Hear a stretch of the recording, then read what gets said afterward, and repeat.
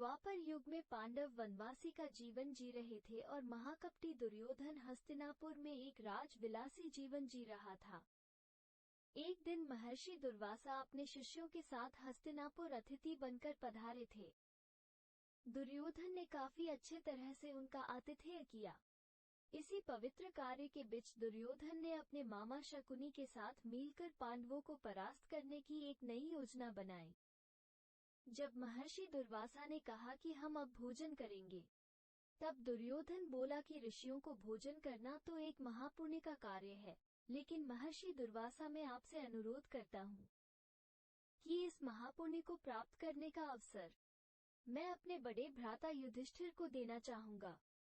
इतना कहकर दुर्योधन ने महर्षि दुर्वासा और उनके शिष्यों को नजदीक के वन में बसे युधिष्ठिर की कुटिया में भोजन करने के लिए भेज दिया, क्योंकि वह जानता था कि दोपहर के उस समय पांडव द्रौपदी सहित खाना खा चुके होंगे और कुटिया में अन्न शेष नहीं होगा।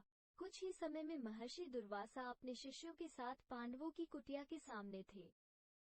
वहां युधिष्ठिर ने उनका बड़े आदर के साथ स्वागत किया। महर्षि दुर्वासा ने युधिष्ठिर को दुर्योधन के साथ हुआ अपना वार्तालाप बता दिया और कहा कि मैं और मेरे शिष्य स्नान के पश्चात भोजन ग्रहण करेंगे। इतना कहकर वह सभी ऋषिगण स्नान करने के लिए नदी पर की गए। धर्मराज युधिष्ठिर ने यह बात तुरंत जाकर द्रौपदी को बताई। द्रौपदी ने कहा, इस वक्त तो हमारे पास कुछ भी भोजन शेष नहीं है। द्रौपदी का दिल ये सोचकर घबराने लगा, अगर ऋषियों को भोजन नहीं कराया तो उन्हें महर्षि दुर्वासा के क्रोध और शाप का पात्र बनाना पड़ेगा। उस कठिन घड़ी में द्रौपदी अपने मित्र सखा कृष्ण को याद करने लगी। उसी वक्त लीलाधर कृष्ण ने द्रौपदी की कुटिया के अंदर प्रवेश किया। उन्हें देखते ही द्रौपदी उनके पास दौड़ती हुई गई और उन्हें अभिवादन करके अपनी समस्या बताने लगी।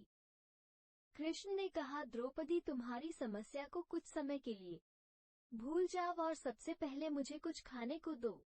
मुझे बड़ी जोरों की भूख लगी है। तब द्रौपदी ने अक्षय पात्र लाकर कृष्ण के हाथ में दिया, साथ ही अपनी समस्या भी बताई। महर्षि दुर्वासा और उनके शिष्य कुछ देर में भोजन करने के लिए आने वाले हैं, लेकिन घर में तो जरा सा भी भोजन शेष नहीं है। द्रौपदी की बात सुनकर कृष्ण मुस्कुराए और पात्र में देखने लगे।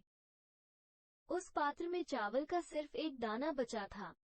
वह देखकर भगवान कृष्ण बोले, ये क्या, इसमें तो बहुत खाना बचा है। और वो चावल का वो बचा हुआ दाना उन्होंने खा लिया। इधर कृष्ण के चावल का वो दाना खाते ही उधर स्नान करके नदी से बाहर निकले महर्षि दुर्वासा और उनके शिष्यों का पेट भर गया और उन्हें डकारें आने लगी और वह युधिष्ठिर की कुटिया के ओर जाने के बजाय अपनी यात्रा के लिए प्रस्थान कर गए। इस तरह चावल के एक दाने से ही कृष्ण भगवान में ऋषियों को पेट भरकर उनके क्रोध और शाप से पांडवों की रक्षा की।